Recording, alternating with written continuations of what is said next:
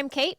I'm Elle. And we are Down to Fae, two bitches who made Throne of Glass their entire personalities and then somehow came in third in Throne of Glass trivia last night.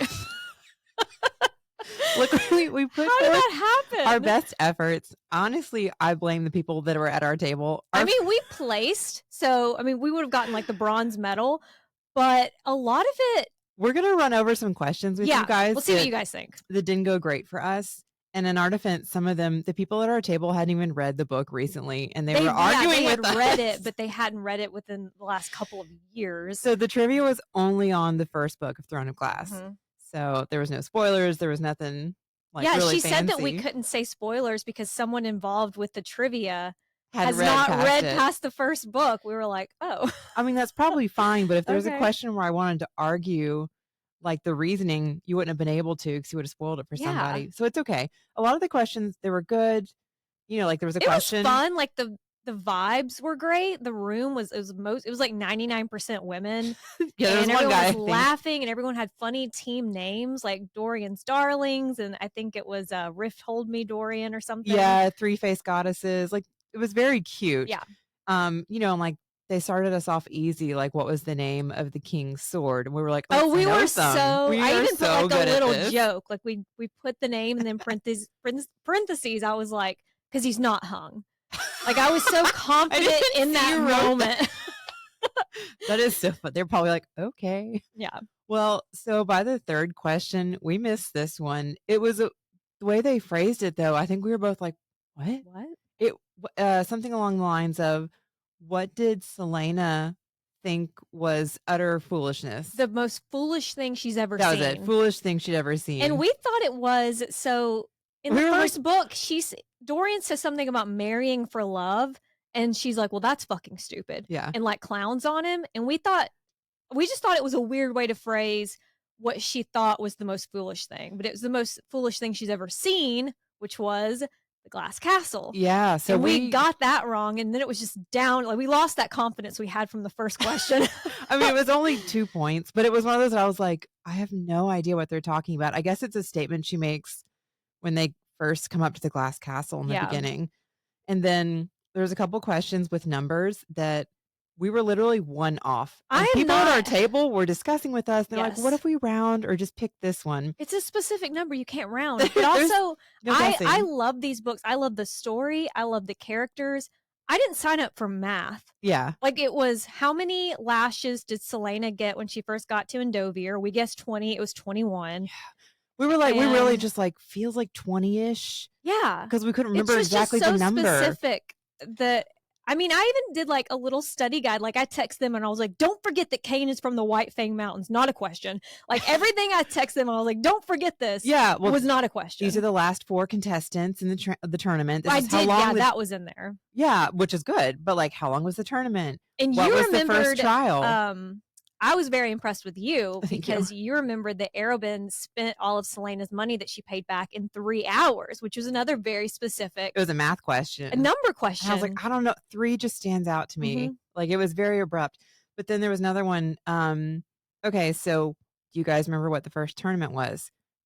Archery. We got that. Do you remember right. what the second tournament was? This is where we started to argue because it felt like when they were having to do the climbing on the side of the castle. That felt later in the competition. Yeah, it didn't feel so early, but I guess it was. It was this. But so then we were like, okay, I think that was second. And the question was, what place did she come in the second trial? And we were like, ugh. We knew that she came in next to last. Because she saved Nox. Because Nox came in last. But we couldn't remember how many people.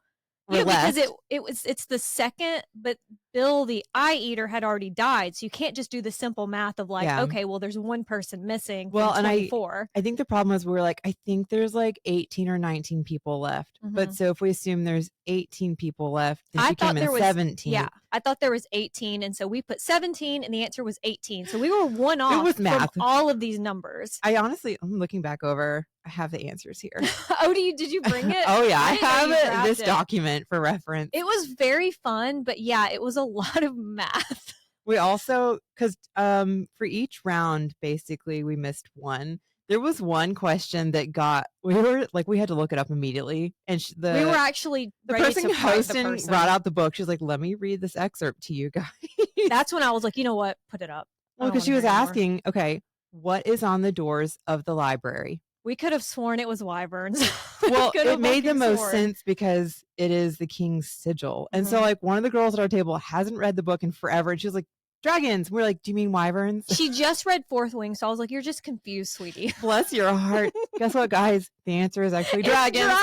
Which is crazy because I did an entire bit in our first episode talking about the dragons connecting to Crescent City and then Akatar and the Hewn City and maybe Rhys's beast form. Like, I did a whole thing about dragons and I was ready to fight this poor girl. I pulled up my Kindle and was like word searching like dragons and it pulled right up and I was like, damn it. We were ready to word search dragons and be like, excuse me. Wait. So like total Karens. Well, we didn't actually say anything. It's the poor girl that was hosting, and bless her, she was like, I have the book right here, guys. Let me read you this. And we were like, you're right. You're right. When you're right, you're right. All right. But we didn't do bad. Like, we did come in third out of several, I mean, I don't know, 15 groups or something. Yeah. So we placed. We didn't completely embarrass everyone, but I think that we let you guys down, and more importantly, we let ourselves down. Look, there were some hard ones. I we were think about this for a very long time. I think we didn't confuse Skid. The halftime, they had a true or false, and they were trying to confuse us. We got all of those right. I know, they were trying to confuse us on like Skid or Scythe. I don't know how to say it. I think it's Skid, but and the Eye Eater and their real names, which are like Ned and Bill. And we were like, no, we know who they are. So we did pretty okay. But the only other one that we really were just lost was... I don't even remember their names.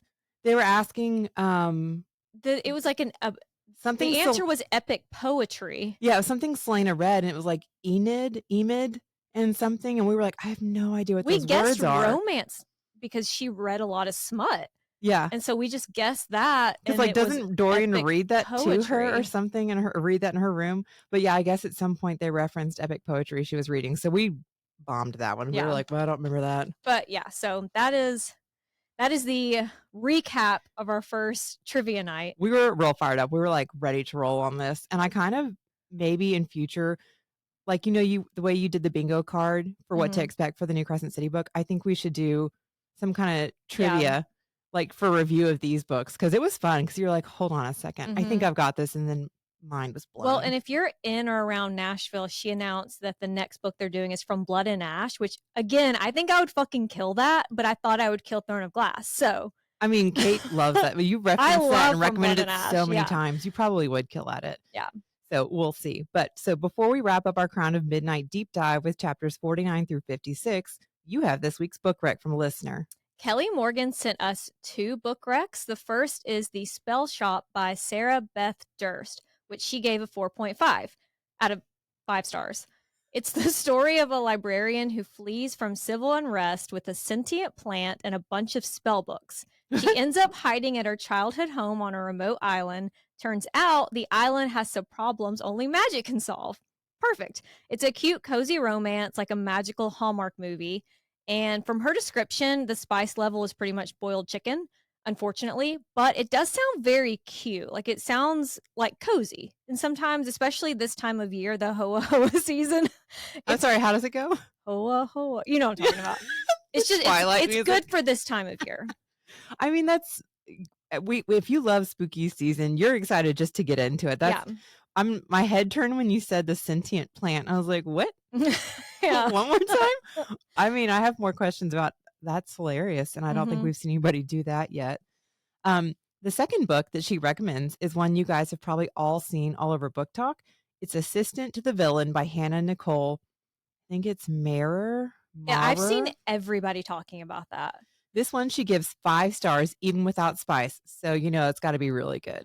Villainy is a business, and a woman who is down on her luck literally gets a job as the villain's assistant. They develop feelings for each other while looking for a spy at their office.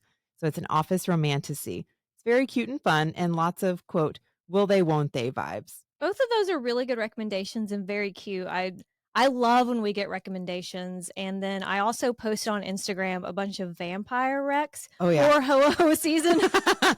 And there were some ones, like I just searched in our Kindle for vampires, and there were some ones that I had forgotten about that were really good. There's even more than you listed too. Yeah. At one point I sent a text and it's got to have like 20 books listed. Like vampires are just chef's kiss. I know, chef's kiss. Well, and I love obviously we talk about Black Dagger Brotherhood like every week now, but Serpent in the Wings of Night, and then also King of Battle and Blood. I love that series. I think there's a third one. I think the series is called Adrian and Isolde. I'm not sure if I've actually read that. You recommended it previously, early right? on. Okay. I'm not sure if I read that one. I think next week I'm going to probably redo a Black Dagger Brotherhood recommendation because we mention it all the time. We love it so much. We recommended it somewhere, I think, in our first season, but in that first season, we were just saying, we really like this book.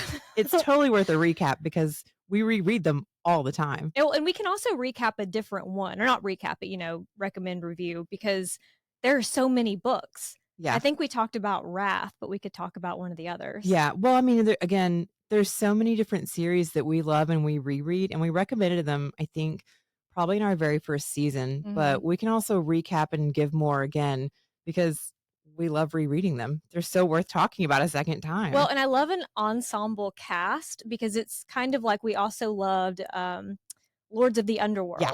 So like when it's a group and then each book is a different you learn more about character. Each of them and then you still see the other characters. Then you still see the others. And that's why it's just so easy to fall back into series like that. It's because it's like comfortable. She has her own like, what would you call it, vernacular, like her own. Oh yeah, Black Dagger Brotherhood. Yeah, like oh my god, all of their names are like a play on words, and like she says like shit kickers instead of boots. Like there's just things that it just feels comfortable. And the spice is like intense. The spice is good, even from the first book. So yeah, if you want to send us book recs, just DM me on Instagram at DTFA Podcast and send something to our new P.O. box. We have a P.O. box now. Yeah, no anthrax. No anthrax, please. I had also planned on discussing the new Fourth Wing bonus chapter.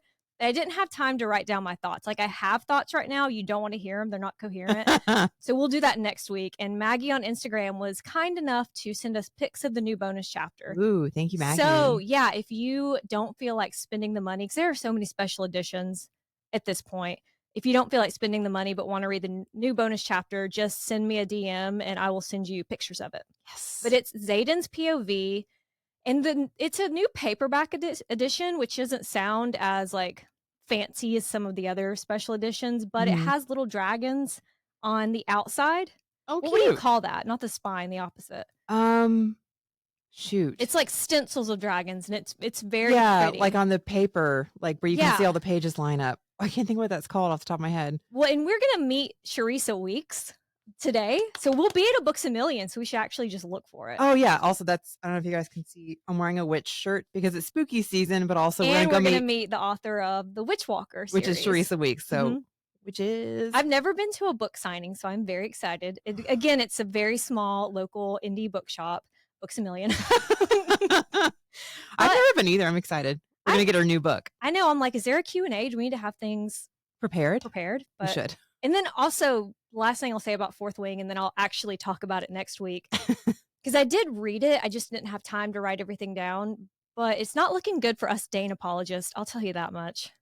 There is a moment where Xaden is talking about Dane being out of breath, and it's leading some people to believe that Dane had taken down the wards. So it is a POV from a scene that we've already seen. Ooh. It's just a different angle. Now we're looking at it. Yeah. That's some suspense. We'll have to discuss next week. I'll get into the details next week. I promise. Okay. So speaking of spoilers, and this is your warning that while our deep dive will be Throne of Glass spoiler free, meaning we won't be discussing beyond the chapters that we're covering, we do occasionally talk about ACOTAR and Crescent City. Those connections and the Easter eggs are just so fun to bring up. We talk about them a lot. I know. And if you're interested in Crescent City, we did do that entire deep dive on it if you scroll back on Apple Podcasts and Spotify, and same for House of the Dragon. We ended our last episode with Celaena opening a portal to talk to Nehemia, who's like, bitch, get out of here and never do this again. And then jump scare, Archer, fully in his villain era, is there because he wants the word keys. Which is why Nehemia split from Archer and the rebel group to begin with. And why Nehemia warns Celaena not to trust Archer in the most vague and confusing way possible. Because Archer is the one who hired Grave to kill Nehemia.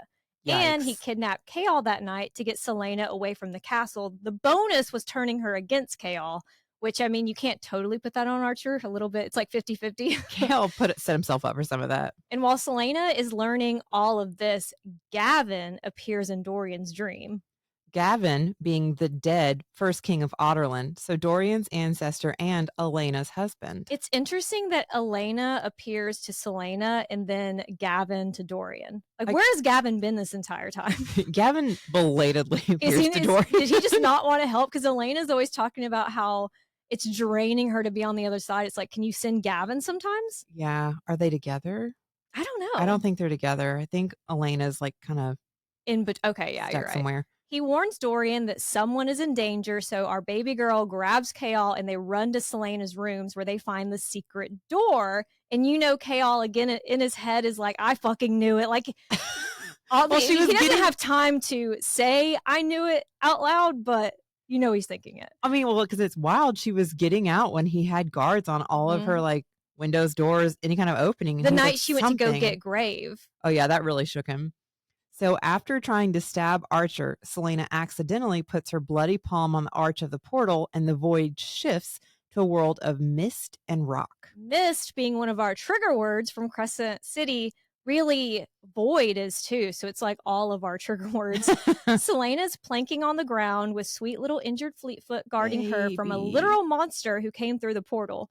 When Chaol and Dorian get there, they're like, what the fuck? But there's no actual time to figure out what the fuck. There's like way too many different things happening all at once. It reminds me of that meme. What is it from? Where like he comes in, he's holding a pizza and like things are on fire and people are fighting. You know what I'm talking about? Was it New Girl or like no? What is what's that? Modern Community. Family? Oh, okay. I just remember there's a scene they walk in and like everybody's doing something different. Yeah. You're like, oh my God, what do I look at first? That's what's happening right now. Chaol launches himself at the creature and Dorian runs to Celaena. And there's a lot of things I'll say about Chaol, but there are some hero moves. Yeah, I mean, he takes action. Mm-hmm. He's not going to sit back and let somebody get hurt if he can stop it. He just doesn't always like plan ahead well. Yeah. Celaena wakes on the ground and she sees Chaol and the demon circling each other, basically like it's West Side Story. And the demon lunges for a now injured Chaol, and while Celaena isn't fast enough to save him, baby girl is. Oh. Something invisible slams into the creature and sends it flying into the wall. Dorian doesn't just have magic, Celaena realizes. He has raw magic. Yeah, that raw magic. He got that raw magic. It's the rarest, deadliest kind.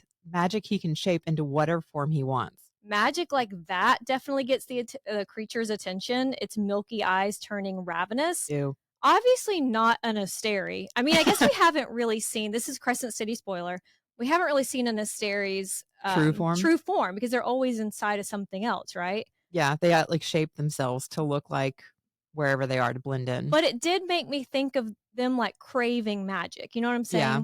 But also, I was about to say the Ritterak, but no, the Ritterak didn't crave magic. It just stole it on behalf of somebody else. Mm-hmm. On the other side of the portal, Celaena can hear more of these creatures. And on this side, Archer is chanting something. What is Archer chanting? I mean... he's not actually trying to close it, right? Is he trying to get back to... I don't know what he was doing. Yeah, because he never explained as far as I know. But he ran what do right I know? I got book. third in trivia, so oops. They have to close the portal now. Like they can't wait for it to close on its own, which it will apparently do. It's kind of interesting because the portals in Crescent City, they were always open, or like the gates were always there to be opened, mm-hmm. or even like the Northern Rift was always open and things could slip through. But I guess that was more permanent. Yeah, like they didn't need word marks to open the gates. It was just power. Like she just had to use pure magic, pure power. Yeah, they were already, whatever they were made from was more permanent than, I guess, whatever word marks she's using with blood. Yeah, they didn't have to use word marks as far as we know, unless, like we speculated, Bryce's tramp stamp is in word marks.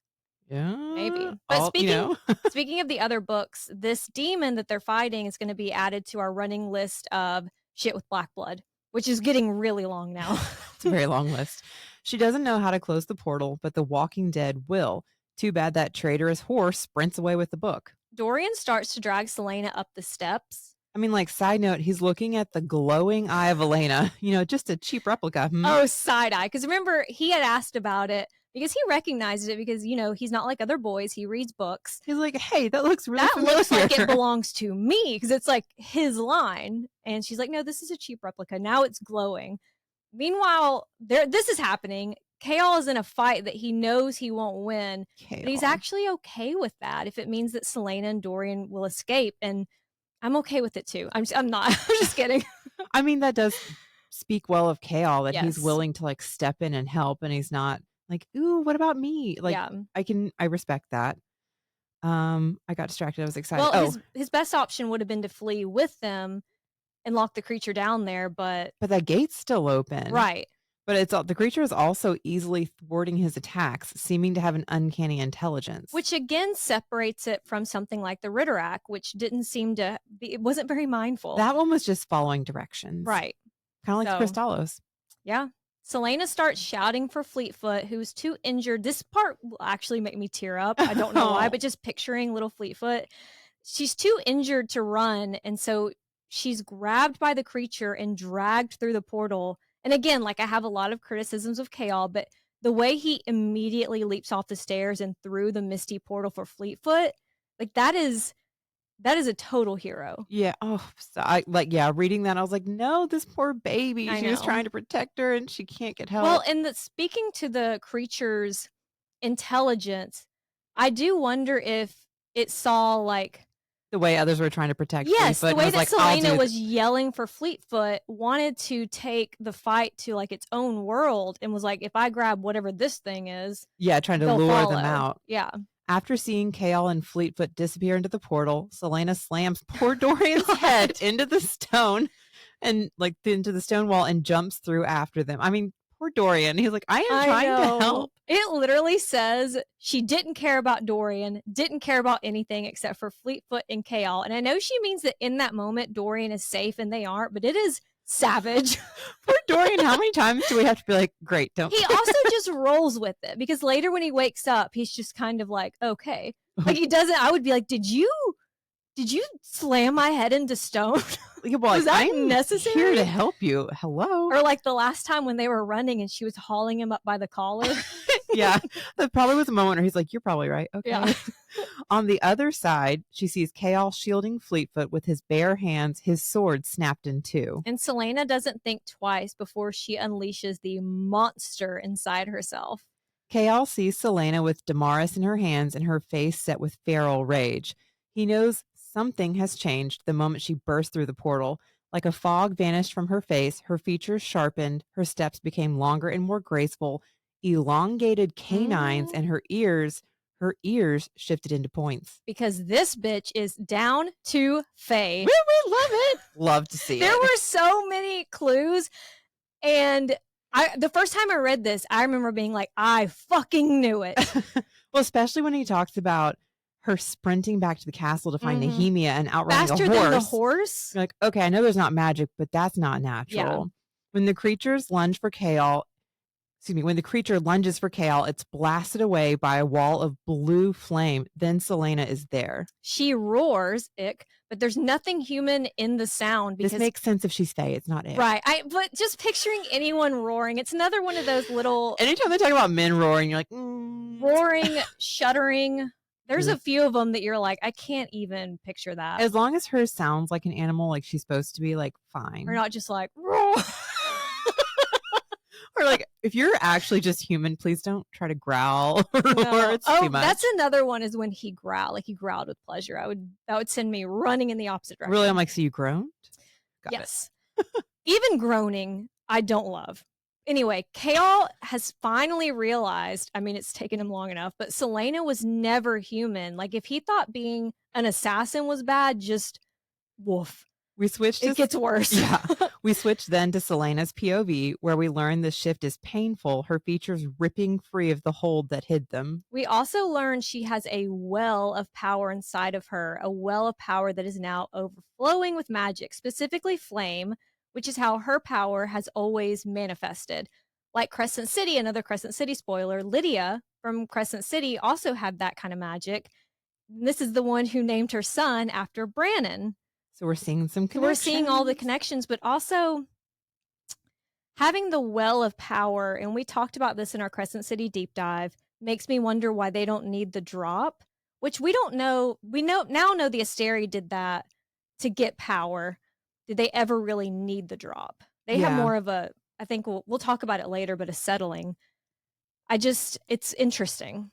Well, it also makes you wonder with Crescent City if there was not a spell, but like something the Asteri did in molding how like. Oh, I guess it was because of the parasite? Are we stupid? We are. This is why we came in third. We haven't talked about this in a little bit. It's in been our a defense. while. I wish they would do a Crescent City trivia night. I don't remember if it was exactly related to the parasite, but I think we may have assumed it was. Yeah. Well, anyway, she has a well of power. In her Fae form, Celaena has heightened senses, and those senses are telling her that this world is wrong and they need to get the fuck out of there. Especially because there are more demons on the way, because this demon's like yelling at his other demon friends, and they're like, we're on the way! Calling out, come get it! Celaena can smell Chaol's terror and his awe. It's kind of like when he was being saved at the warehouse, and he was just shocked when she started killing everyone. This Barbie's job as assassin. I'm here to save you. I'm saving you right now. I'm not going to hold back and be like, you guys are mean. I'm here to kill. Like, yeah. I don't know why he was shocked. Anyway, look, he's very surprised, and she doesn't seem to be totally in control, which is scary. She has now she has the ears, the elongated teeth. And she's got this power that, I mean, she hasn't been able to use it or access it since magic went away. Because of your guy. Like, she's not going to be in control because everything's been waiting. So, you know, of course she doesn't look like she's in perfect control. She tells him to run as more and more power is welling up, because at this point, she's just as likely to hurt Chaol and Fleetfoot as the creature. It's not like she's had time to like grow up and learn to control it. Right. And her needing an outlet of building magic, it kind of reminded me of The Witcher. Like something similar. I mean, I might be remembering wrong, but Yennefer, her fire magic, like she needed, like she couldn't control it. Like once it started. Yeah, I think in that world, especially, like if I remember correctly, there was something about fire having a mind of its own, like versus like earth magic or air magic. It was very like she just didn't. It seemed like out of control. It would like build on itself and then just like. It's reminding me of something of like magic building and needing an outlet, but I can't put my finger on what it's reminding me of. We may get to more of that as we keep reading. Celaena may not have control over her power, but she does have a sacred sword made by the Fae capable of withstanding magic. A conduit, if you will. What she needs is a hunt. I wonder whenever I think about like Hunt and Bryce and then even like Feyre and Rhys, I just wonder the Throne of Glass characters, what they would think. Like if they all met, what they would think. Like would Celaena get along with Bryce, or would they fucking hate each other? I don't know. I think after... Oh, I was about to give a spoiler. You know what? Too soon. Can't discuss yet. Okay. But I think, yes, they could get along. Yeah. Or are they too much alike? I don't know. I think as the series continues and other people that Celaena meets may help to change, and I guess the way she approaches them would change and make her more comfortable with it. I just have these... when I try to fall asleep, I write fan fiction in my head. It's just one of my think they should all be friends. I would love for them to all hang out. I would love for them to all be friends. But also when I think about the sacred sword and throwing power into it, did Bryce not do something similar, or did Hunt not throw his lightning? Hunt would throw it to Bryce to like charge her up. Did he ever? Did anyone ever put it into the sword, into the Star Sword? I feel like they did. I'm pretty sure in the last book when they were fighting. Which would also have been a Fae-made sword. Yeah, but another conduit. Yeah. Right.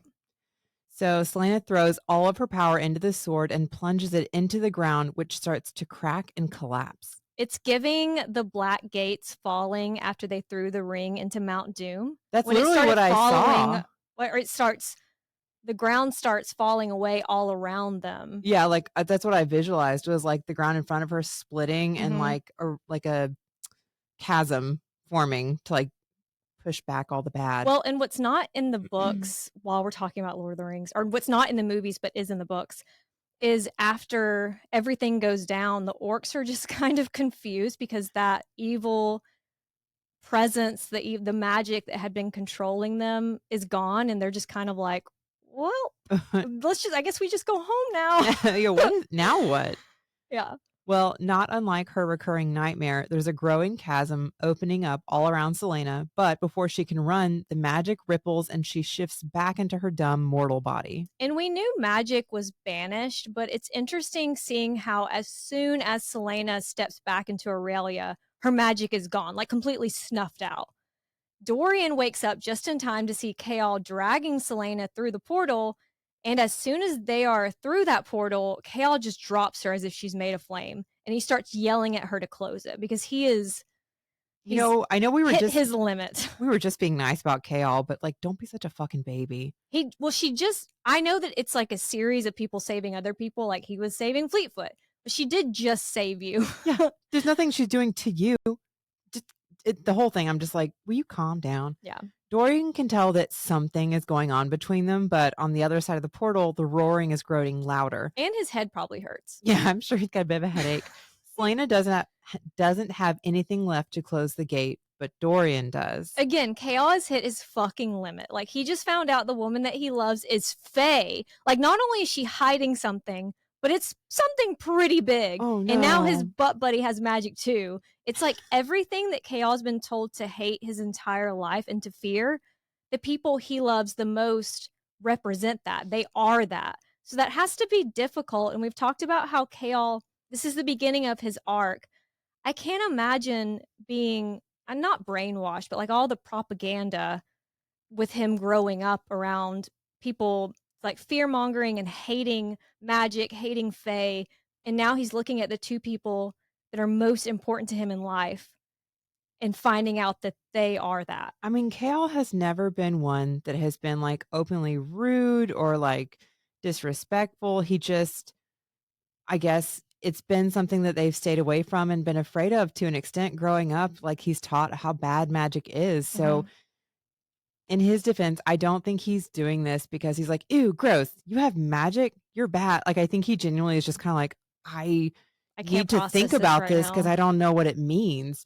But it is still, I mean, makes me sad reading for the other characters because I don't want him to like look down on them. They're all friends. She's already been hiding this part of herself for so long. And then here's this guy that against everything you love. And he just seems to be disgusted by who you really are. And to be fair, sometimes people really need a moment to process things. And I tend to have anxiety. So when I'm reading it, I'm like, oh no, don't panic. It's okay. Yeah. Don't run away from me.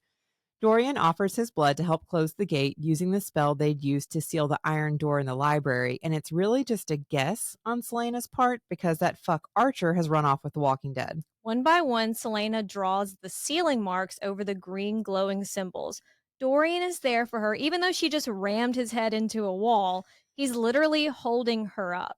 But Chaol's kind of pouting because he has to. Celaena has been through a lot. Like, she shifted. She went between worlds. She had already been knocked out in the first fight. And now she's having to do this. And Dorian, as they move, is holding her up. Like, that's how drained she is. Well, and Chaol's having to like come to terms with all of this and like make it make sense in his brain. I don't know if he's right. And I don't know if he's intentionally like turning his nose up, but it's very clear that Celaena and Dorian already share this. There's some camaraderie here that he's like, okay, so you guys already, I'm like, my mind is blown that I'm seeing magic, like all this shit all at once. You guys both seem comfortable with it and you know what to do. Like he's in this exact moment when it comes to sealing the portal. Chaol's not necessary. He can't help it all. So I think he also is probably just like, what the actual fuck is going on? What did I miss? Because I mean, I hate feeling left out. Just imagine you see Dorian do magic and you look to Celaena like, what was that? And she's like, I've known this. Well, and also like a small part of it has to be that, you know, Dorian and Chaol have always been jealous of each other. So now there's a moment where she's never going to turn to him again. And why would she? Yeah. Right. And she's having a little moment with Dorian. So it's just another thing that he can't help with. He can't compete with. Because he's just a silly little human. He's just kind of like lost there for a minute. But that's actually what makes Chaol great in this story. Like his overall arc is he's one of the rare characters where we don't find anything out like, oh, he's actually this. Like, no, he's a human. Yeah. He does everything he does just being a dumb old human. It made me think, sorry, as you're saying that made me think of Vampire Diaries and like Elena's little boyfriend, Matt, who's like human the whole time, Matt. and people keep dying and being vampires and witches. Have you ever seen he auditioned for, I can't remember if it was Stefan. I think he auditioned for Stefan, or didn't Damon. One of those. And the audition is like, no, you're Matt. Like, I just feel like as soon as they saw him auditioning, they were like, we found our Matt, even though it was for another character. Well, at least he got to still be in it. But yeah, he's one of those the whole time. He's like, no, I'm comfortable just being human being here. Yeah, I mean, I would be jealous. I would be like, I want to be something. Yeah, I am too eager for power personally, but it is a good perspective that Chaol is kind of like the average person. Like, this is a lot to come to terms with, and he doesn't necessarily feel hate in his heart. It's just so different, and it's opening up his mind really towards this subject. And he does eventually become a little bit resentful, but who wouldn't? Well, and I mean, and we'll get into that as we discuss some future books. His perspective is one that is a valid concern. Well, yeah, without getting too far into it, he does bring a different perspective, but it's not like a hateful one. Yeah. Even though you want to be mad at him, it's like it's a valid question.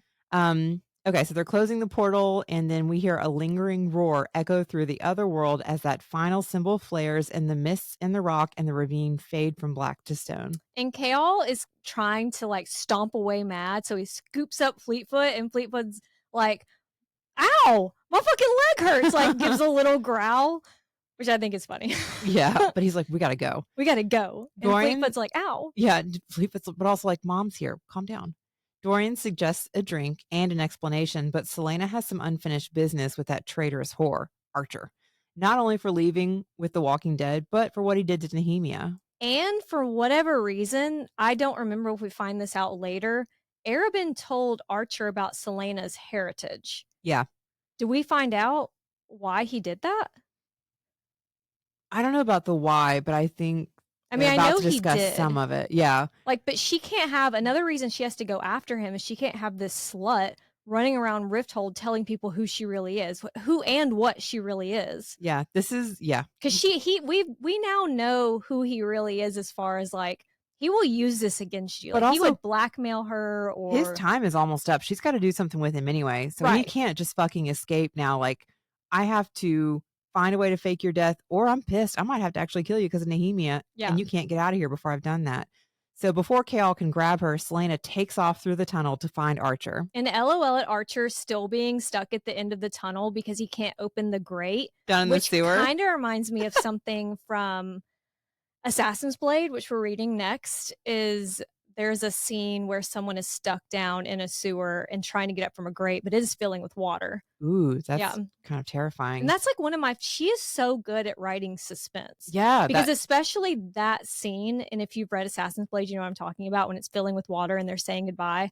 You're like, I mean, my heart was racing. Oh, geez. It is a lot, but it's just so good. I won't be able to put that down. That gives me anxiety just hearing you talk about it. Well, so Archer is down there stuck, and then he attacks Celaena from behind. I fucking wish he would take her from behind. That sounded better when you said it that way. Archer may have trained with the assassins, and he has the advantage of not having been drained from the earlier shift in fighting, but this is Ottolin's assassin. It's Brittany, bitch.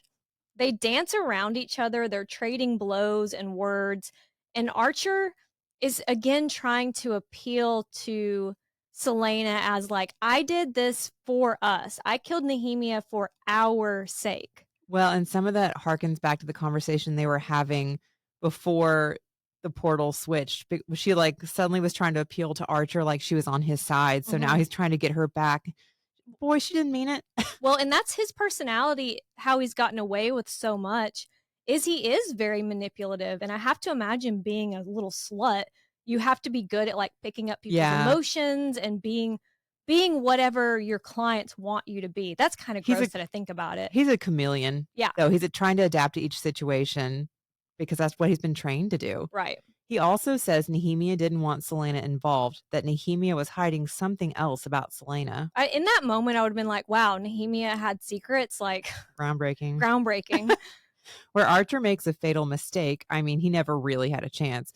but he brings up Rourke, Farron, and Sam, and he triggers the wrong bitch. She's just about to kill him when she remembers what Nehemia said about not letting her light go out.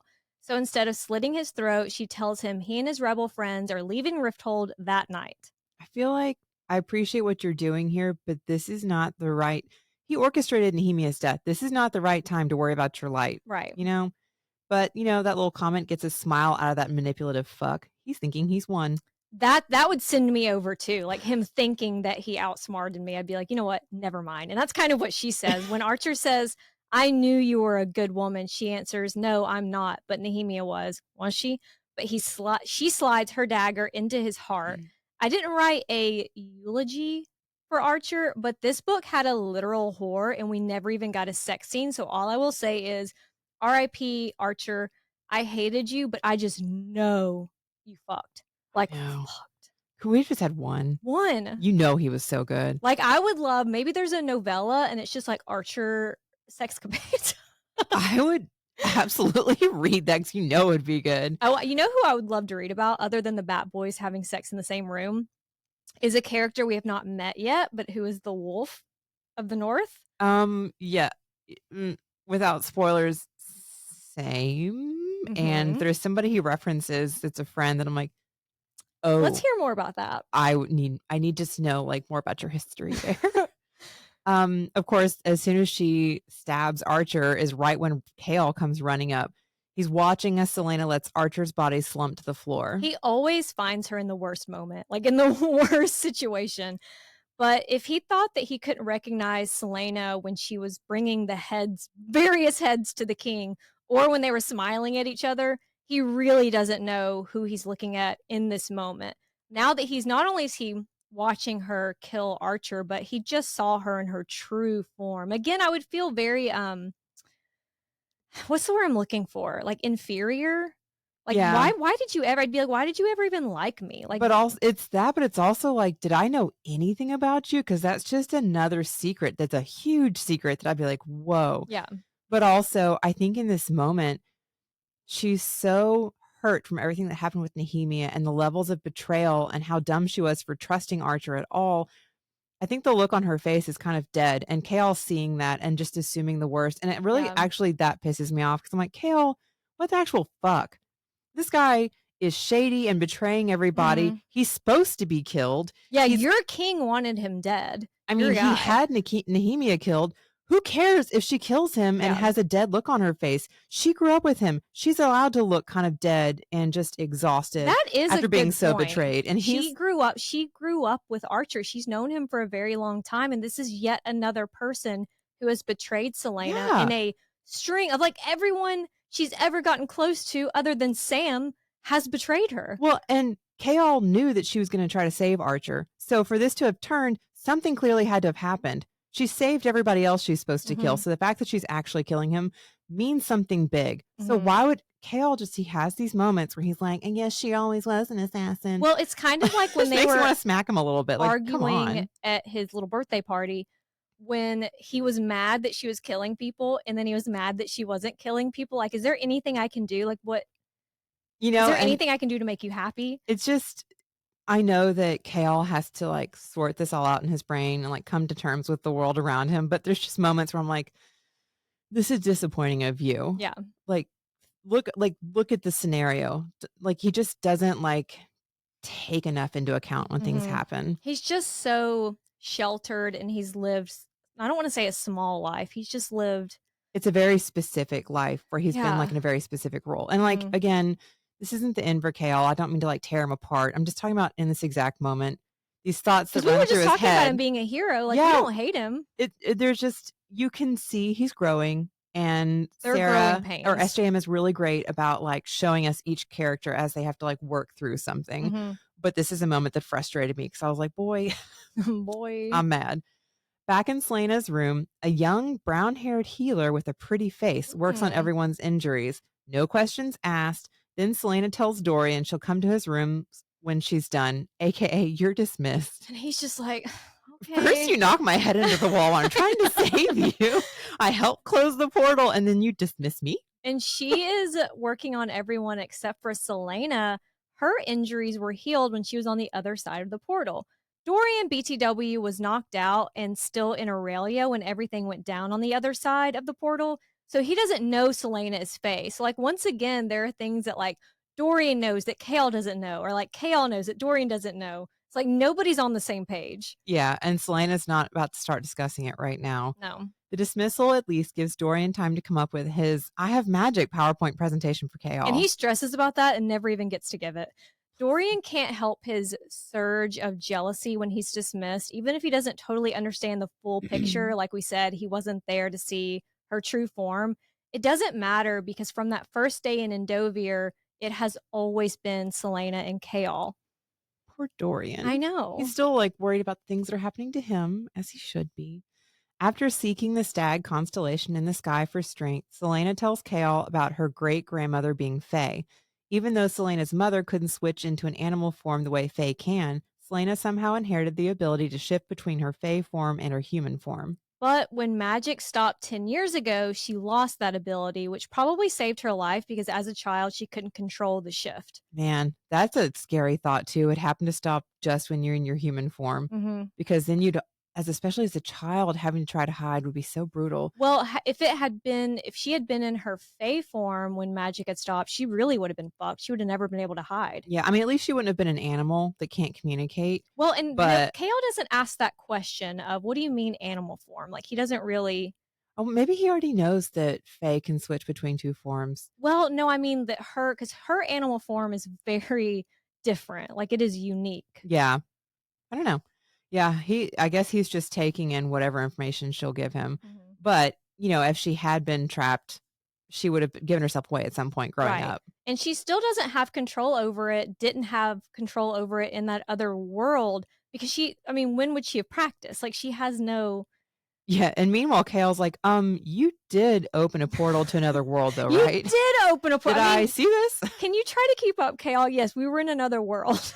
She catches him up on almost everything that's happened since she found the passage on... Okay, I think it's Samhain, but I looked up... oh, no, were we wrong this entire time? No, if it's spelled like Samhain, Samhain, is Samhain, this is a different word.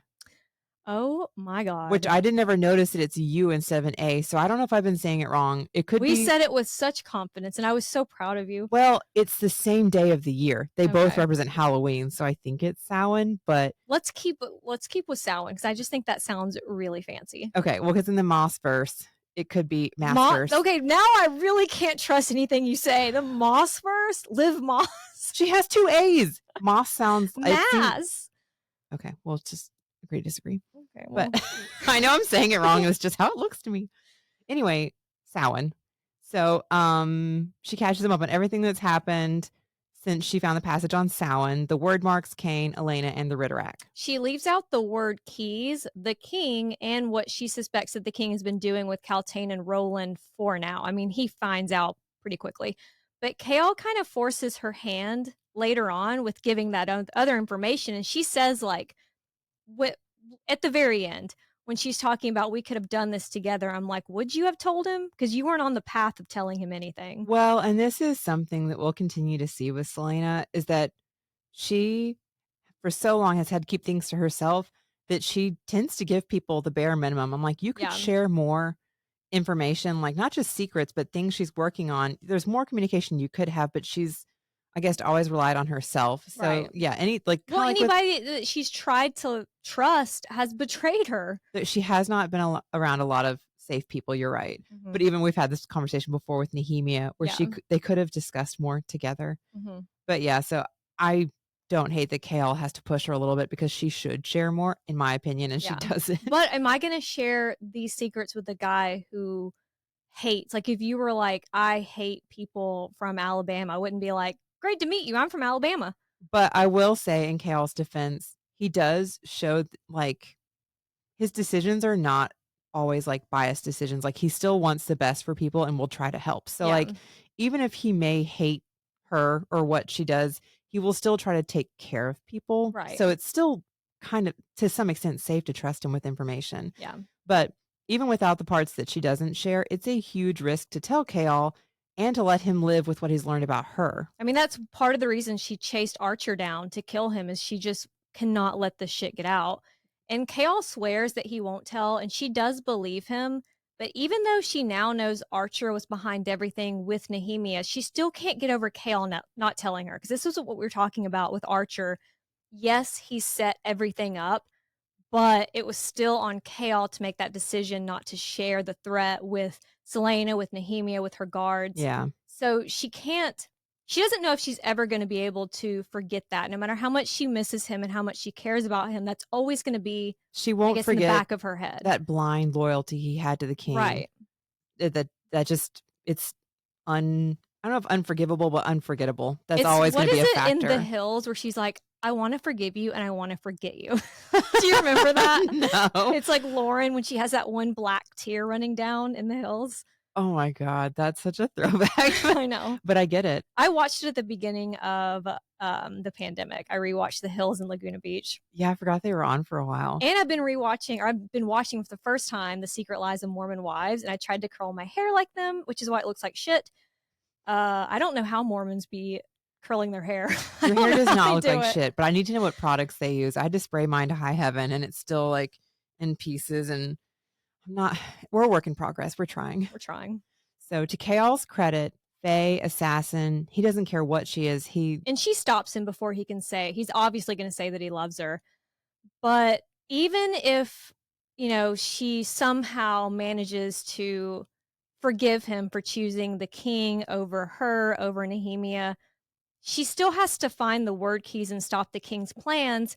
And she doesn't know, would he be an ally in this?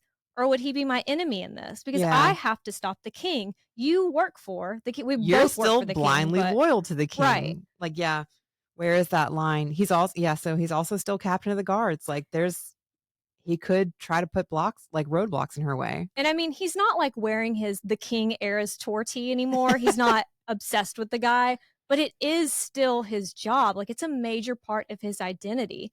So she goes on a sad girl walk to get Archer's body for the king because she still has her 9 to 5. Like we talked about, she still has to bring Archer to the king.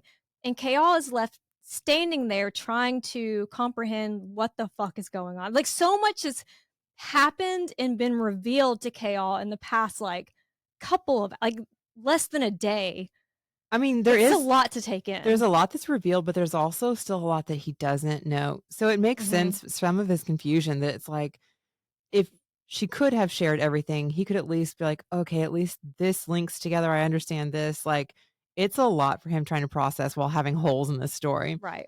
But, what he does know is Celaena isn't safe here with the king, which, even if he was scared that she's Fae and that she has magic and everything that just happened, he still wants the best for her, which even like I was saying before, like, I know we get frustrated with him, but he's not like a bad guy. Right. He's still, even if his methods may not be perfect, sometimes he's trying to help take care of people. If the king finds out what Celaena is, there'll be nothing Chaol can do to save her. I mean, he overheard her funeral banger and started looking into her background. What if someone else is looking into her heritage, or went to Erebin to torture the truth out of him? So Chaol doesn't go to Dorian's baby girl tower like they had planned. So Dorian's sitting up there practicing, being like, and I have magic. And this is my PowerPoint, thank you. Instead, he goes to his father's room. His father, the one he hates. Chaol's father, who sees his son as an embarrassment for giving up his title of heir. Like the last place that Chaol wants to go. So again, a huge sacrifice. Yeah. Well, his father is not a nice person. He's funny. He is funny, but to have to ask him for help, ugh. Yeah. Chaol word vomits. I think we should send the king's champion to Wendlyn to dispatch, aka murder the royal family. Background, Otterlyn has been at war with Wendlyn for years, but they haven't been able to break past their naval defenses. It's also the last stronghold of the Fae, the one place Celaena could be safe. Chaol uses the excuse that if the king of Wendlyn and his son were murdered, Otterlyn might be able to use the chaos to their advantage. And this is so cutthroat for Chaol. I think his dad is like, oh, well, he knows that Celaena has been doing fake deaths this entire time. So in his mind, he's not actually sending her. Oh, sure. To kill. But the way that Chaol comes up with it, shows a backbone to his own father and to the king that's going to be like, you know, Chaol's solid warrior, solid guy. I don't even think his dad cares. He's like, whatever. Like, I think he has a moment of like side eye, like, isn't that your girlfriend? You mad? And the king has a moment of being like, man, I wish Dorian were more like Chaol. Yeah. Well, I mean, like, Chaol has to go to his father for this because he knows that Dorian would never agree to it. Well, and when Dorian hears it, he's like, and his dad's probably like, God. Stop sniveling. Chaol, sorry, go ahead. He's not able to explain the real reason to his father, but he's also not able to explain the real reason to his best friend. Yeah, because Dorian didn't get to see what happened in the other world. And also Dorian doesn't know that Celaena's not actually killing these people. Yeah, you're right. I forgot about that. He's got to protect Dorian, and Dorian doesn't really even know that's what's happening. They're like, everyone is protecting each other, so no one is communicating. I know. That's what I'm like, some of those things with Celaena, I'm like, we could discuss and save ourselves some trouble. But if they were a throuple and they could just communicate and maybe they all move to the tower. Chaol needs his father's support for this to work. And in exchange, Chaol will go back to Aniel with him. He'll leave his position of captain of the guard and go back home. And this is a huge, like I just said, it's a huge sacrifice. Not only would he have to go back home, but he'll potentially never see Celaena again. I mean, maybe even Dorian, he isn't sure. And this is a woman who, though she admitted that she still felt something for Chaol, she doesn't trust him. She probably never will. So this isn't him trying to get her back. Like, he is truly doing this, expecting nothing in return. And I mean, he's giving up his job. That's 90% of his personality. So it's such a huge sacrifice, not only giving up his job, his identity, but he's giving up the woman that he loves, like never even potentially in his mind, he'll never see her again. He's losing that friendship with Dorian. It's honestly very selfless because his father is such an asshole. You know, he's going to be miserable at Aniel. Yeah. You know, I mean, like, but his dad he's like, okay, like pack up your unwashed sheets and let's go kill some white fang bitches. Like, yeah, I mean, his dad needs him, but you know, he's going to needle him the whole time. But also Chaol was very insistent in the past about being close to Dorian, like physically close so he could protect him. So, I mean, this is a big risk he's taking since he also seems to care very much about Dorian's well-being. Right. Like, now you're leaving him alone here. It's kind of like for the first time he's putting Celaena above Dorian. Yeah, his priorities have shifted a little bit with this. Celaena's next stop is Baby Girl Tower, where she tells Dorian an abridged version of what she shared with Chaol. And little Dorian is like, this sounds like something out of a book, which is very meta. When the topic of his raw dog magic comes up, Celaena tells him there's someone in the tomb who might offer advice on how to control it, who would have info about the power that he's inherited. She's talking about Mort, but I feel like she should be talking about Elena because didn't Elena have raw magic? Well, again, she might be talking about Mort, but I thought she was also talking about Elena. Well, also, should you not go down there and make the introduction? Because you imagine just sending Dorian to the tomb and a door knocker. Oh, that was another thing. Door knocker even like deigns to talk to him, but that would have been so funny. That last night, someone's team name was the Bronze Door Knockers, which it was like, yeah, because it was like. Did they have the name Mort in there? Oh, Mort's Bronze Door Knockers. Yeah, it was like Mort's Bronze Knockers, or I forgot, or Hard Knockers. I forgot what it was. It was so funny. And our friend Morgan, that we call Mort, was with us. It's like Mort and those knockers. Dorian brings Celaena's hands to his lips for a kiss. It's not romantic, like he's fully friend zoned, but he doubles down on what he told Celaena after the duel. He will always be grateful that she came into his life. He's so sweet. I love him. You know, like, what's the word I'm looking for? Baby girl, sweet. Yeah, but selfless. Yeah, I'm thinking of like support for Dorian. I'm blanking on a word. Sorry, guys, I ruined it. But all the support for Dorian. Looking at Dorian has Celaena and her feelings also, thinking about Nehemia's dream of a court that would change the world. R.I.P. Nehemia, you would have loved the court of dreams. But looking at Dorian, Celaena wonders if Nehemia's dream might yet come to pass. She's like, this is the guy who would be able to lead that court, to be able to inspire that kind of loyalty and put that court together. Yeah. Cut to the guy standing in the way of that dream, the capital K King, who has just been pitched Chaol's idea of sending Celaena to Wendlyn. He thinks it just might work since, despite not allowing men into the kingdom, they are allowing women and children seeking refuge. Chaol's dad, as we know, is supporting him with ulterior motives, but Dorian is shook. He did not know going into this meeting what Chaol was going to say. No one did, except for his dad. And of course, this is also Dorian's only support system with his magic now. Also, like, not just a good friend, but now he finally gets to talk to somebody about it, and you're trying to take her away. I know too. He's probably like, okay, well, at least like Nehemia's gone, but Celaena and I will figure out my magic. Poor Dorian. Getting Celaena away from Dorian is a bonus for the king, though. Well, the king may trust Celaena to do his dirty work because he really doesn't seem to have any kind of inkling that there's all of these subplots going on. Like, he didn't suspect Nehemia. He's not suspecting really any of this except for something he felt last night. But even if he can trust Celaena to do that dirty work, that doesn't mean he wants her around his son because he sees a lot more than you think he sees. Yeah, Dorian seems to be easily influenced. It's his emotions are like on his sleeve. So the king's like, we need you to step back. They are on his. That's a good way to put it because I remember in the first book after the duel, he was like, "I'll give everything up for you." Which we love. He's a romantic. Yeah, but he's put it out there for somebody that's paying too much attention. So I'm sure the king is like, yeah, you should go. And that's when he's looking at Chaol, who's just nothing. And he's like, I wish he was more like Chaol. That morning, Celaena took the king Archer's head and revealed he had been responsible for Nehemia's assassination, and they were in a rebel Facebook group together. Speaking of Nehemia, like expected, her death has sparked a slave uprising in Calaculla. You know what every time I say Calaculla, it makes me think of something else. It makes me think of Gullah Gullah Island. Yeah. That is very weird, but that's where my mind goes. It's just the way, I went to college with one of the kids that was on Gullah Gullah Island. She said so it random. at a party, and we were like, you're lying. And then we looked it up, and she was on there. Wow. So, a celebrity. You knew a celebrity in Alabama. Anyway, Nehemia, like expected, her death has sparked a slave uprising, and Parrington is there dealing with it, which is unfortunate because the king needs him and Rifthold to help figure out who opened a fucking portal in the castle last night. How does the king know? He felt it. I know, but that's just a question like... Oh, you weren't? Okay. I was no, he felt it, you dumb bitch. This is why we came in third. How did I not know? But I mean... like bigger questions. Yeah, like but like picture. why would this affect the king? How would he know? The king felt the shift in the world, but he can't figure out how or who.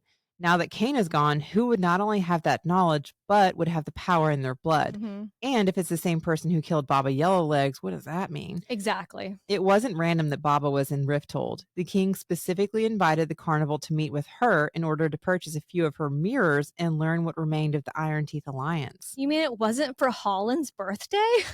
I feel lied to. I also thought there were going to be questions about Holland last night. No Holland's questions. The king isn't worried about other witches demanding answers. He's not really worried about anyone at this point because in the shadows of the Fairying Gap, like has been hinted at a million times with all the flapping wings references, the king has been breeding new mounts for his gathering armies, and his wyverns, not dragons, wyverns again, still need riders. And while we're inside the king's head, we also learn that while he didn't know for sure what the word mark that appeared on Celaena's head after the duel, what that means, he thinks it means something along the lines of unnamed, anonymous, nameless. It reminds me of that photo Facebook uses if you don't actually have a profile picture of just like the blue outline of a guy. Yeah. It's just anonymous. Literally a profile. The king summons Celaena, who, like Dorian before a literal minute ago, isn't aware of Chaol's plan. She has a better game face, though, because Dorian is just so upset immediately, being like, Celaena's been trained for this, though, so thank goodness. While Chaol explains the plan to Celaena, the king notices Dorian going very, very still, which he probably thinks is like, oh, God, he's such a little bitch. But it's really, I'm sure, Dorian thinking, am I going to have to, like, step in again to stop Celaena from killing Chaol? Like, is she about to be set off? Yeah. And I'm going to have to use my magic. But the king loves the plan. Like, after he's pitched it and Celaena is like, yeah, whatever. He's like, you know what? Have fun with it. Wendlyn is having their solstice ball in a few months. Like, do it then. Make it fun. Make a big statement. Yeah. It's 2 weeks to Wendlyn by sea, which means Celaena has to leave tomorrow. And I don't think that was part of Chaol's plan because it's the king's idea for it to happen at solstice. Mm-hmm. So it gets kicks off even faster though. Everybody's kind of like, whoa. It not elevates. It escalates quickly. It elevates. God, what an idiot. But when he's like, okay, you're going to be leaving tomorrow, which again, the king is her boss. He can just tell her when to go. It gets an objection from Dorian. I object. And Dorian. I know. He is glaring at the king and at Chaol. Really not doing a good job with those emotions there, Dorian. Well, and Dorian was like, I thought we were on the same page of, like, when Celaena was smiling at the king in an earlier interaction, Chaol and Dorian were both just disgusted. Yeah. And now he's looking at Chaol and the king. He's like, what the fuck? Poor Dorian. The scariest part of all of this is that the king is having General Narok. I think that's our first mention of him. Yeah, he's having him ready his legion in the Furian Gap and the Dead Islands, because what Celaena is supposed to do would give him the perfect opening to test a few of the weapons that he's been forging in secret. Very scary. Celaena has to play along, but she is on the inside super pissed off. Sure, she could have faked the deaths of petty lords and merchants like she's been doing, but the king and prince of Wendlyn, like, she can't fake their death. And Chaol doesn't even know the whole, if you don't come back, I will kill Chaol and I'll kill Nehemia's family threat. Yeah. So he doesn't even know that he has set himself up. For her to disappear, it's like a snowball effect. Yeah. Like, it'll set off all these other things, including your death. Because guess what? This guy that you're fighting for doesn't give a fuck about you. He will use your life as a way to keep me in line. Yeah. Well, I mean, there's so many things to it. This is a much bigger mission. It's much further away. It's a big journey. She's leaving the country.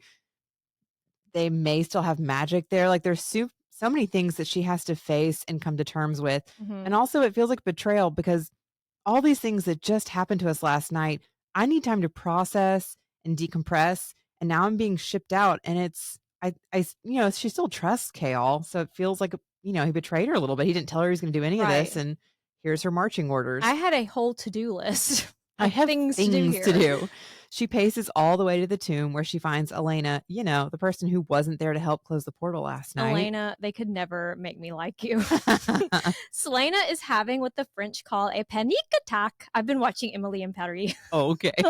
But also, if she's in Wendlyn, she can't look for the word keys. So she's looking at Celaena like, this ruins both of our plans. Like, why aren't you upset? Yeah, that's true. When I was just saying that, the word keys, that's a huge burden that she's very concerned about. And now she's going to be going the opposite direction. Right. But Celaena has put together Chaol's real motivation. If Celaena is in Wendlyn, she'll be near Doranel, where she can kiki with the Fae. Chaol is trying to save her the only way he knows how, which again is admirable and very sweet. But it's like, he just doesn't have all the information. And that's not his fault. He didn't know about the word keys. He didn't know about the king possibly or definitely having one or two of them. He just... Well, and if he had tried to talk to her about it, she would have fought him and tried to keep him from doing it, maybe for good reason, but that's why he's taken it into his own hands, which would also annoy the shit out of me. Let me make my own choices. I don't appreciate this. Right. When Celaena asks if Nehemia engineered her own death, knowing that she might change the world, change Celaena, more through dying than living, Elena's like, look at the time. Shouldn't you be packing? I hate Celaena. When the council meeting is over, Chaol tries to skedaddle on out of there, but Dorian confronts him. He's been waiting in the hall. The problem is that Dorian can't know the truth about Celaena being Fae. And I think he could. I don't think Dorian would tell anyone about that, but it's not really Chaol's secret to share in the first place. But I do think that secret would be safe with Dorian. I mean, it's not Chaol's secret to tell. This is where it's like a weird, with the bond that Dorian and Chaol have had for so long. I would be mad at you for not telling me. Yeah, Celaena, I would immediately tell you. We have a group chat. You'd be like, oh shit. You guys will not believe what just happened. But I mean, he's now putting Celaena's well-being over Dorian's. Dorian has magic. You were there to see it. Mm-hmm. You clearly know Celaena could help him. There's certain things that I'm like, I don't know why we're treating Dorian like a child that can't think for himself, and it bothers me on his behalf. So not only is Dorian having to let Celaena go, but he knows this, not Dorian, Chaol. So not only is Chaol having to let Celaena go, he knows this will make his BFF hate him, especially when Dorian learns that Chaol is going to Aniel. It's you're just abandoning him. Right. He was alone at most of this book, he was alone. He's like, the gang's back together. This is going to ruin the tour. Celaena visits Nehemia's grave at dawn to tell her the words she didn't get out last night because Nehemia was too busy talking almost exclusively to the fucking dog. But she still has those things that she wanted to say. Yeah. The whole reason she was trying to reach Nehemia. And I understand why Nehemia was trying to make her feel bad, but it was so brutal. Like, I can't just have like 1 minute. It was like cruel. 1 minute. And I know that, I mean, once we find out more, it was purposely, she can't. Yeah. I mean, the decision that Nehemia made to let herself be killed in order to further her agenda, like, she couldn't go back on that because the agenda hasn't been reached, I guess, if that makes sense. She needs Celaena to continue forward on this journey, but it's just so sad. Celaena knows that she's a coward. She's been running for so long that she's forgotten what it is to stand and fight.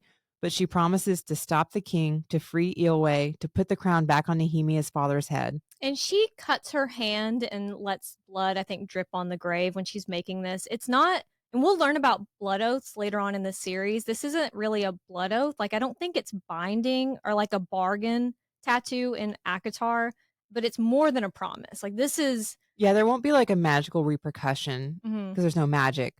But in the like world of the Fae, like blood oaths are very serious oaths that so she's using her heritage and the things that she knows about her culture, that she's very serious about. Well, and that's actually a good point, is like, she's grown up outside. She had those first 8 years.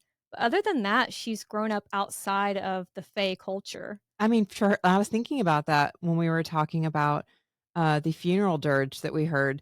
Dirge. Wow. I didn't know that's how you say it. That's how you say it. Okay. I think, look, I know I'm not perfect at saying things. I purposely didn't put it in here because I was like, I will not know how to say that. Sometimes I'm right. Sometimes I'm not. We never know. But the whole thing, though, I don't know when she would have had a chance to learn that, if it was only sung by the royals at a funeral. And then also, when she was just a kid going to the funeral, she would have kind of like how we But like, that's only if somebody died, because the Fae don't die often. But also, she would have been a child. So for her to have remembered all of these cultural things, I just think it's impressive. It's like how we remember all the words to country grammar. Yeah. It's just it's embedded in your head, in your brain. Baby got back. There's a few of those that like, I will never forget. Yeah. It's the same thing. Dirges. Also Smash Mouth, but whatever. Dorian visits Celaena 2 hours before she leaves for Wendlyn. He visits her because she was going to leave without saying goodbye. Justice. That's the word I couldn't think of earlier. I'm like, justice for Dorian. Justice for Dorian. Yeah, I was like, there's got to be something more for him. And it's not revenge. I was like, what is it? Justice. Yeah. Just justice for Dorian and his feelings. Like, somebody stand up for him, please. Poor Dorian. He makes a last-ditch effort to convince Celaena to stay, but she says she'll be fine. She may be fine, but Dorian won't be. He's telling her, every day that you're there, I'm going to be worrying about you. He's so sweet. Celaena is sad and she's mad and she's keeping all like, she can't really engage with him right now because she has so much pushed down. She's like, if I let even a little bit out, I'm going to fucking lose it. Like, I'm this close to having a minty bee. I can't do this right now. The reality is, though, it doesn't make a difference if she doesn't want to go or if Dorian doesn't want her to go, because she has to go. She still works for the king for the next however many, like 4 total, but 3.5 years.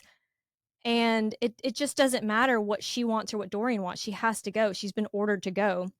She does ask Dorian to watch after Fleetfoot, and he agrees, and he's like, I'll even let her sleep in the bed, which he knows she loves. And that's kind of a big step for him. Well, yeah, because he keeps the dogs in the kennels. He keeps them in the kennel. Yeah. So, and she gets that companionship.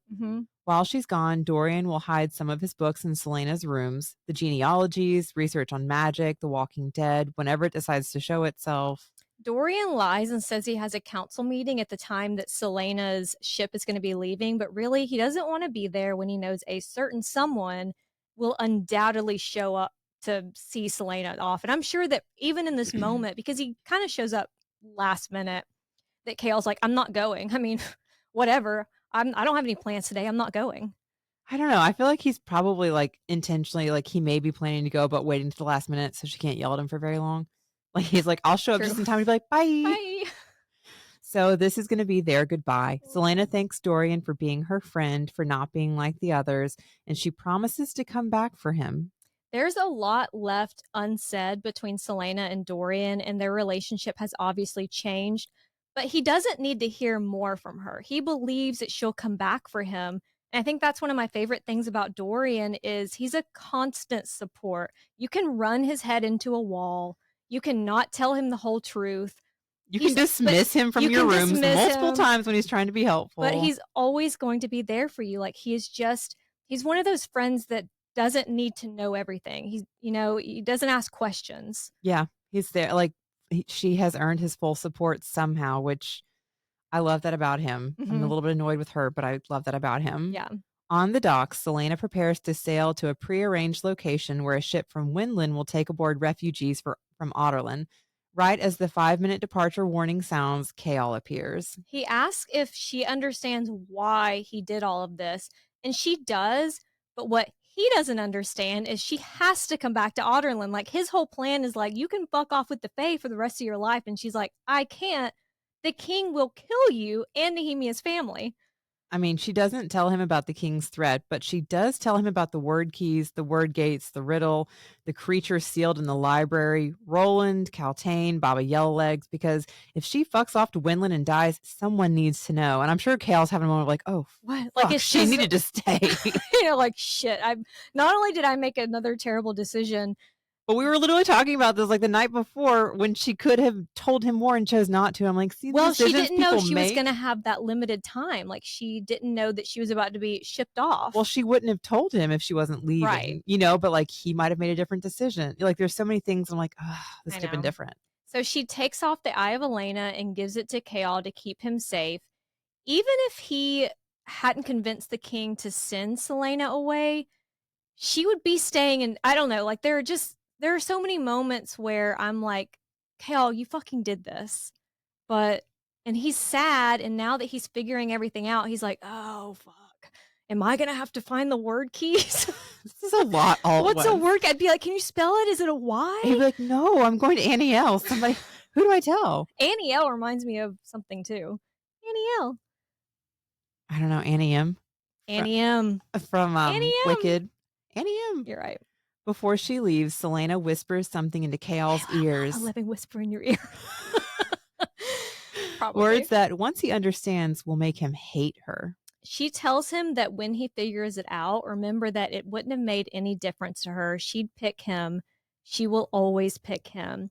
I've seen a lot of discourse, mostly on Reddit, of people who have issue with that phrasing, but I do think that Celaena would always choose Chaol, if that makes sense. Well, without giving anything away. Yeah, without spoilers, who she is in that moment, that she means that. Mm-hmm. And that's, I mean, I don't think you can argue that. Like, she genuinely means that with the world and the things that she knows, this is what she would choose. Right. Now, there's a lot that could potentially happen soon and might change her mind, but for right now, this is what she knows. Mm-hmm. Chaol tells Celaena that he loves her, and she says, I'm sorry, and turns to leave. It's very Star Wars. Like, I love you. I know. I know. Chaol, the man that she hated and loved so much that she could hardly think around him, just stands there watching her go. Because, like, what else is he supposed to do at this point? He also set this up. Emoji. He's got to. And with that, Celaena turns her back on Otterlin and sails toward Wendlyn. Chaol can't figure out why Celaena was so open and honest about the word keys and the gates. Like, she just spilled so much, like just unloaded so much information on him, like very secret, important information, but is being cryptic about a date, not even a year included, but a month and a day, which he does put together. It matches when her parents were killed and when she snapped at Endovir. So it's like her dark day. What is that from? Oh, that's Gilmore Girls. Luke has like a dark day. Oh, I've never watched that. So it's like her dark day. Yeah. He's terrified by what he's learned about the king, but he isn't surprised. Really? Then why are you so loyal? Sorry. Okay. Well, remember, he was always like, this guy's... I got to rein this in. Excuse me. I'm ready to fight him. Deep down, Chaol knew something was up. Mm-hmm. I mean, he literally saw Parrington's eyes darken way back in book 1. That's crazy. He's just been living with that. I mean, like... that would bother me every day. I'm sorry. The fact that something was eating people in the castle and eating their organs and they didn't figure out what it was. That was and a nobody was brawl. Hunting it. Like, I would be awake at night worried about that, but like, okay. He isn't sure, Chaol isn't sure what he's going to do with any of this information, but he definitely can't do anything from Annie L. It's a good thing he never said when he'd go home. He's like, got him. But right now, the only thing on Chaol's mind is the date Celaena whispered in his ear. He goes to her rooms to look for clues and finds a book from 10 years ago, specifically about that date. And it is about the murder of King Orlin, his nephew and heir, Ro, and his wife. Is that Evelyn? Mm-hmm. Evelyn. Ro and Evelyn were found dead in their beds in their country estate along the river Florine. No word on the fate of their daughter, Aelin. Evelyn was an Ashryver, who had come from Wendlyn, so he grabs their royal family tree and goes to the last page where Aelin Ashryver Galathinius is written and her mother above, then 2 spots above that, Mab, Aelin's great-grandmother and one of the 3 Fae sister queens, Maeve, Mora, and Mab. I feel like it's Maeve. Is it Mab? You listen more than I do. Mab? Yeah.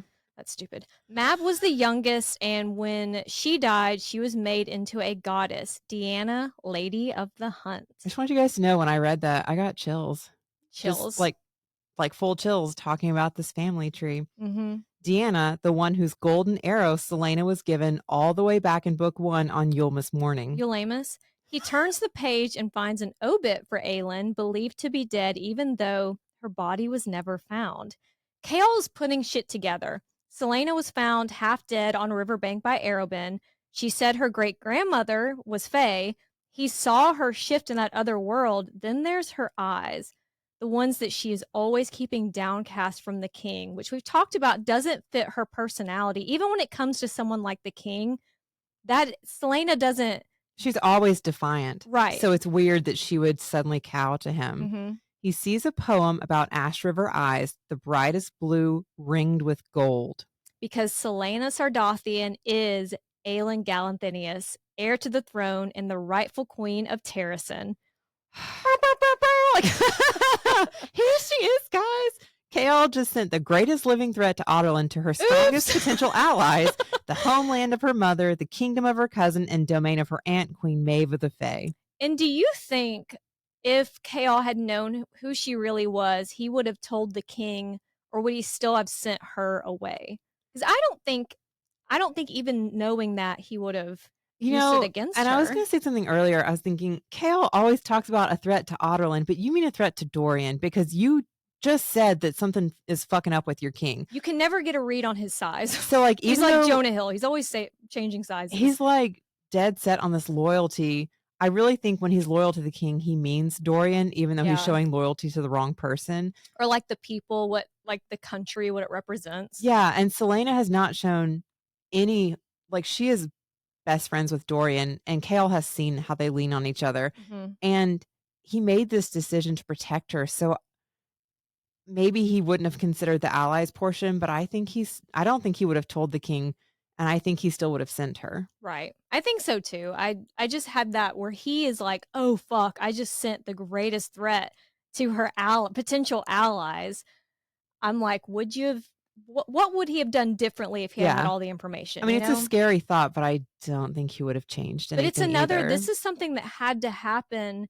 And we've talked about this with, I think mostly with Crescent City, ACOTAR too, like fate and like all these dominoes that have to be in the exact order to fall in the way that they do for the story to be set up. Yeah. This is something that had to happen. And this is the original story that Sarah wrote that I love watching the dominoes, because like things will come up and you're like, ooh, ooh, ooh, ooh. And like you can follow like the little Easter eggs, and as they line up, like I love that. It's so interesting. Well, so, yeah. I can't even believe we made it this far, because our main thing, I was like, when we start Throne of Glass, we cannot refer to her as Aelin. I was so scared, because now I refer to Aelin as Celaena. Now I've like gotten in the reverse habit. Oh, you guys don't know how many times we accidentally said Aelin and had to start over an episode. When I say we, I mean me. Yeah, I actually. Because I'd be like, well, Aelin. Well, and there were so many hints, and I really hope we didn't give it away, but just trying to be like, yeah, she's really sure that Aelin isn't behind this, or she's really sure that they're not working to put Aelin back. No on wonder the throne. she was like, oh, Aelin's gathering an army, I know, huh? you idiot. Am I? Weird. I wasn't invited to that meeting. Right. But before we travel to the land of the Fae and Heir of Fire, we're going to cover Assassin's Blade next. And we will do, because it's not set up like other books. There aren't really chapters. There are, but it's a series of short stories.